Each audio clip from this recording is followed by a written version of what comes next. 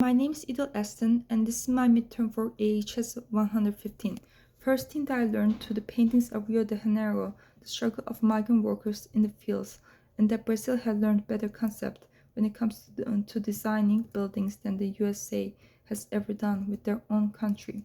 The second thing that I learned was that in the 1720, the people have found gold. They decided to replace Salvador with viceregal capital. The third thing that made me learn more about Rio de Janeiro that they expanded more when people had more safety and moved more to the flat plain to the north, with its centerpiece called the Paco, the viceregal palace facing towards the sea, about midway within the old Castello fortress in the south,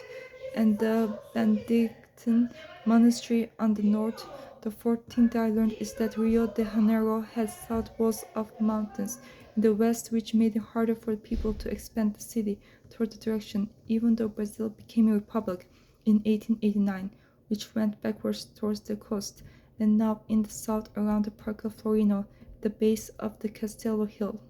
The fifth thing that I learned was that in the 1920s, the reconstruction in Brazil hit a downfall like in Castelo Hill, because the expansion within the seas was blocked toward the sea to the southeast, which was removed with the material that was used to fill the parts of Gloria Bay and create a large flat headland. The sixth one that I learned was that the people had found French town planner Alfred Agache, who was called in for an advice to identify the three key problems in Brazil, like the lack of urban focus, lack of architectural and scenic interest, and the dispersed buildings of the government. The seventh thing that I learned was that Agachi's proposal that was published in the 1930s focused on how the modernized Rio was to range from Arthurian-looking buildings to having a gigantic plaza which was to open. Two monumental columns to Guanabara Bay, and the sea.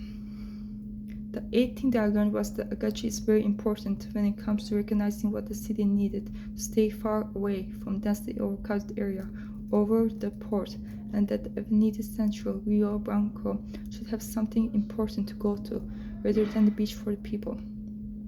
The ninth thing that I learned was that the revolution of 1930 brought Getúlio Vargas to power, and during his 15th presidency, the government showed different ways social reforms that includes labor laws and the compulsory education for the children.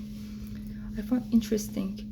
that the people would still choose a dictator even back then. Another reason that was interesting with the dictator was the way the painting makes him look more elegant and makes him seem more like a tough guy. The concept that challenged me was the idea that utopia looks great, but really has its downfall when it comes to people's lives.